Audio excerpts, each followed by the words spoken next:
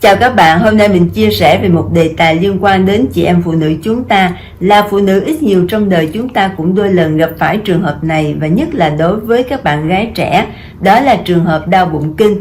Ngoại trừ một vài trường hợp liên quan đến vấn đề bệnh lý như là lạc nội mạc tử cung, tức là trường hợp những cái tế bào nội mạc nó không nằm trong tử cung mà nó nằm ngoài tử cung, hoặc là trường hợp u lạc nội mạc tử cung, u xơ tử cung gây ra những cái cơn đau bụng, thì hầu hết những cái cơn đau bụng kinh nó gần như là một cái vấn đề sinh lý khá là bình thường. Tuy nhiên nó liên quan đến cái chất gọi là prostaglandin.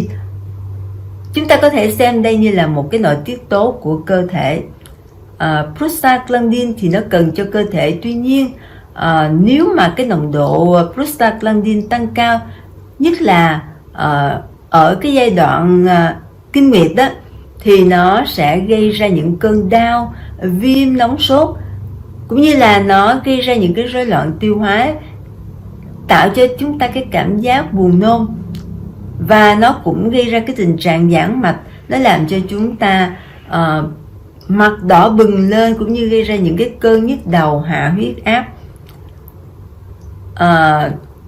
và nó cũng gây ra cái tình trạng co bóp tử cung, gây ra những cái cơn đau dữ dội. Tùy theo mỗi cơ thể, có thể là cái vấn đề cơ địa, cũng có thể là liên quan đến di truyền, hay là liên quan đến vấn đề ăn uống, chúng ta chưa xác định được. Có những trường hợp lượng prostaglandin nó thấp thì chúng ta có thể dễ dàng vượt qua cái cơn đau bụng này.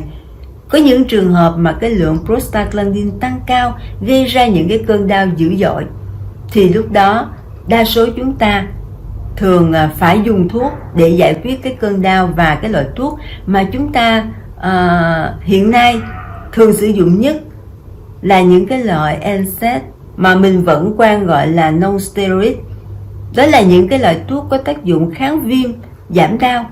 Tuy nhiên nó chỉ giúp cho chúng ta cắt được cơn đau, mà nó không giúp cho cơ thể điều chỉnh được cái lượng nội tiết tố để có thể giúp cho chúng ta ổn định được những cái vấn đề về kinh nguyệt, giúp cho chúng ta có thể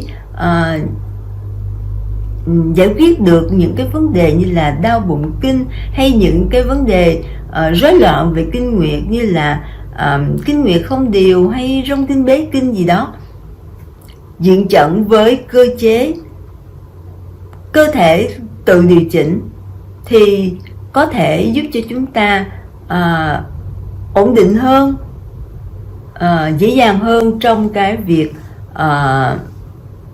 giải quyết cái cơn đau bụng kinh này. Trước khi mình chia sẻ về cái cách thực hiện, thì mình giới thiệu với các bạn về những cái đồ hình phản chiếu của tử cung cũng như là buồng trứng trên khuôn mặt. Thì trên khuôn mặt chúng ta, cái vùng môi trên này nó phản chiếu cái âm đạo, vùng mũi của chúng ta phản chiếu cái tử cung, hai con mắt phản chiếu hai buồng trứng, hai chân mày đó chính là hai vòi trứng, và đây chính là những cái tua vòi trứng. Chúng ta cũng có cái đồ hình đồng ứng trên khuôn mặt. Vùng mũi của chúng ta, chóp mũi đó chính là đáy tử cung, đây là vùng tử cung và hai bên tử cung. Vùng huyệt số 7 này chính là vùng tương ứng với vòi trứng. Ngay đây cũng là vùng đáy tử cung. Đầu tiên chúng ta sẽ làm 6 vùng phản chiếu hệ bạch huyết với cây sao chổi này. Nếu không có cây sao chổi, chúng ta hoàn toàn có thể dùng bất kỳ một cái dụng cụ nào, thí dụ như cái cây đũa inox này, và thậm chí chúng ta có thể dùng ngay cả ngón tay để tác động. Khi làm 6 vùng phản chiếu hệ bạch huyết, chúng ta giúp cho cơ thể giảm được cơn đau, đồng thời chúng ta tác động vào những cái vùng cơ quan nội tạng. Vùng thứ nhất là vùng buồng trứng bên trái, bên phải. Vùng thứ hai như mình vừa giới thiệu, đây là vùng tử cung. Chúng ta biết sống mũi cũng là sống lưng, do vậy có một cái mối liên hệ. Khi mà chúng ta đau bụng kinh thì thường chúng ta cũng dễ bị đau lưng. Vùng thứ ba là vùng ngay cánh mũi, cũng liên quan đến tử cung. Vùng thứ tư, vùng thứ năm là vùng đáy tử cung. Vùng thứ sáu thì nó cũng tác động vào vùng thận và vùng cột sống, giúp cho chúng ta giảm được cái cơn đau bụng kinh cũng như là đau lưng của mình. Và đặc biệt hiện nay 6 vùng phản chiếu hệ bạch huyết đã tăng lên thành 9 vùng, thậm chí 10 vùng. Đối với vùng số 7 chúng ta làm kỹ, mình vẫn thường gọi đây là vùng nội tiết tố, nó đi ngang qua cái vùng tử cung của chúng ta. Vùng thứ 8 là vùng đi qua buồng trứng, bên trái, bên phải. Vùng thứ 9 là vùng đi ngang qua vòi trứng, bên trái, bên phải. Và sau khi làm 6 vùng phản chiếu hệ bạch huyết, nếu vẫn chưa hết đau, chúng ta sẽ tác động thêm vào các huyệt. Thứ nhất là huyệt 127, nằm ở cái hõm ở môi dưới, nằm trên đường cong ụ cầm. Kế đến là huyệt 156, nằm ở mé ngoài đường cong ụ cầm, chân mũi kéo xuống bên trái, bên phải. Kế đến là huyệt 19, nằm dưới chân mũi, đây là huyệt thuộc về tử cung. Kế đến là huyệt 63, là một cái huyệt thuộc về tử cung. Kế đến là huyệt số 7, ngay lỗ mũi kéo xuống, nằm cạnh huyệt 63, bên trái, bên phải. Chúng ta cũng có thể hỗ trợ thêm 2 huyệt nữa, đó là huyệt 124, nó là giao điểm của cái đường ngang giữa trán và cái đường mé ngoài tròng đen con mắt kéo lên. Huyệt 124 bên trái, bên phải. Kế đến là huyệt 34, đầu mày chết lên bên trái, bên phải. Đây là 2 huyệt thần kinh có tác dụng hỗ trợ giảm đau.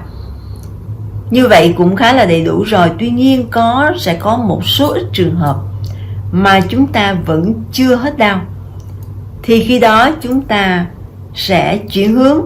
Thay vì bấm tăng cường bằng những cái huyệt 124, 34 tác động vào hệ thần kinh, chúng ta có thể hỗ trợ thêm bằng các huyệt. Huyệt số 1 nằm trên sống mũi. Kế đến là huyệt 103, nằm giữa trán.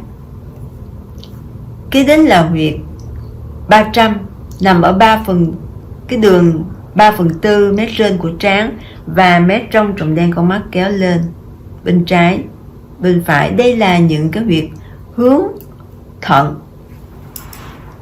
Và chỉ bao nhiêu đó thôi, chúng ta có thể yên tâm là cơn đau sẽ giảm xuống.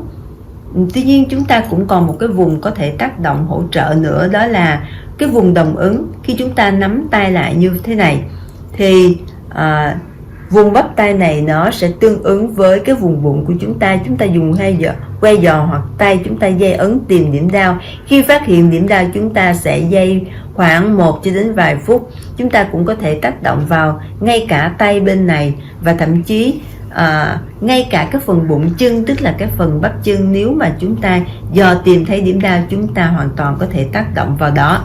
Sau đó chúng ta sẽ dùng que giò, chúng ta sẽ dùng ngải cứu hoặc máy sấy tóc.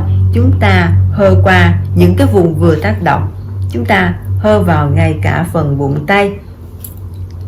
Có những trường hợp các bạn không cần làm gì hết, các bạn chỉ với cái điếu ngải cứu, các bạn hơ vào những cái vùng tử cung hoặc là những cái vùng đồng ứng như thế này cũng giúp cắt được cơn đau.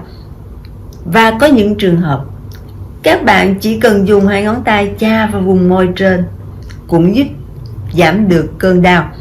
Chúng ta biết đây là vùng tử cung. Và đối với các bạn mà mỗi ngày vẫn thường xuyên đều đặn làm 12 động tác xoa mặt, thì các bạn biết là trong 12 động tác xoa mặt có cái động tác chà ngang miệng như thế này, thì các bạn cũng đã có thể ngăn ngừa được những cái cơn đau bụng kinh. Việc thực hiện những cái giải pháp của diện chẩn này, các bạn cũng nên thực hiện vào trước cái kỳ kinh khoảng 2-3 ngày. nó sẽ giúp cho chúng ta khi mà đến cái kỳ kinh nó đỡ đau hơn. Và đồng thời với những cái giải pháp của diện chẩn thì các bạn cũng nên quan tâm đến cái vấn đề ăn uống. Chúng ta giảm những cái thức ăn có tính là lạnh, tính hàn, giảm những cái thức ăn có nhiều cái chất phụ gia đi, và đồng thời chúng ta ăn những cái loại nó có những cái loại gia vị như là gừng, nghệ, sả, hành, tỏi, nó sẽ giúp giảm được cơn đau nó hiệu quả hơn. Việc thực hiện những cái giải pháp của diện chẩn chẳng những giúp cho chúng ta giải quyết được cái cơn đau tức thời, mà nó sẽ giúp cho chúng ta có được cái sự ổn định hơn trong cái vấn đề nội tiết tố, và giúp cho chúng ta hạn chế được những cái cơn đau. Lâu ngày các bạn sẽ thấy những cái cơn đau bụng kinh đó nó sẽ dần được biến mất. Mình hy vọng là các bạn sẽ thực hiện thành công những giải pháp mình đã chia sẻ. Và khi mà thực hiện thành công, chúng ta không quên gửi lời tri ân đến thầy tổ Bùi Quốc Châu, người đã phát minh ra phương pháp diện chẩn. Xin cảm ơn các bạn đã lắng nghe.